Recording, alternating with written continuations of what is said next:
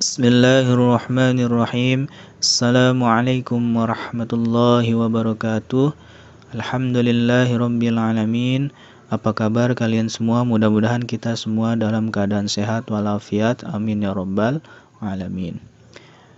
Pada kesempatan kali ini kita akan meneruskan materi pelajaran kita, yaitu kita telah masuk kepada pelajaran yang kedua tentang sholat jamak dan qashar. Oke. Yang pertama, kita perlu mengetahui pengertian sholat jamak dan qashar. Oke. Apa sih sholat jamak itu? Jadi, sholat jamak adalah sholat yang dikumpulkan atau digabungkan. Maksudnya seperti apa?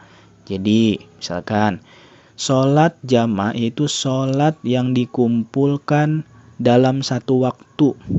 Misalnya, sholat zuhur dan asar. Nah, sholat zuhur dan asar itu kan waktunya berbeda. Kalau sholat zuhur, misalkan waktunya itu dimulai dari sekitar jam 12 siang sampai jam 3 sore misalkan. Nah, sedangkan asar dari jam 3 sore sampai jam 6 sore misalkan. Nah, itu kan waktunya berbeda. Nah, yang dimaksud digabungkannya itu, jadi antara sholat zuhur dan asar itu dikerjakannya pada waktu zuhur atau pada waktu asar, digabungkan. Gitu ya. Misalkan kita sedang berpergian nih. Kita mau menjamak sholat ya. Jadi kita menggabungkan dua sholat fardu di satu waktu pelaksanaannya. Jadi seperti itu ya. Ya. Jadi sholat jamak itu sholat yang digabungkan atau dikumpulkan seperti itu ya. Oke. Nah, adapun sholat fardu yang tidak bisa dijamak yaitu sholat fardu subuh. Nah, kalau sholat fardu subuh itu tidak boleh dijamak dengan sholat wajib yang lain. Jadi, yang hanya boleh dijamak itu berarti ada 4 sholat fardu. Sholat fardu zuhur, sholat fardu asar, sholat fardu maghrib, dan sholat fardu isya. Seperti itu. Ya. Bagaimana hukum melaksanakan sholat jamak? Itu hukumnya mubah.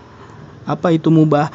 Itu boleh bagi orang yang dalam perjalanan dengan mencukupi syarat-syarat tertentu. Jadi hukum melaksanakan sholat jamak itu adalah boleh. Bagi siapa? Itu bagi orang yang dalam perjalanan. Oke. Terus pengertian qashar. Qashar artinya yaitu sholat yang diringkas. Maksudnya seperti apa?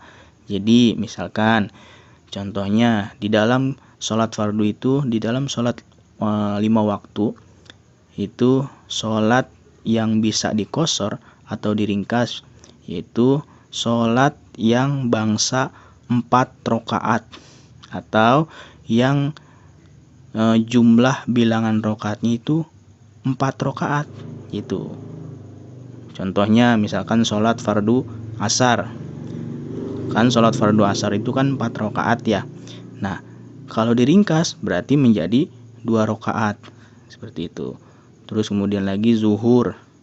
Kalau diringkas atau diqashar menjadi 2 rakaat. Nah, itu. Terus apa lagi? Sholat isya. Diringkas menjadi 2 rakaat. Jadi sholat qashar itu artinya qashar itu diringkas.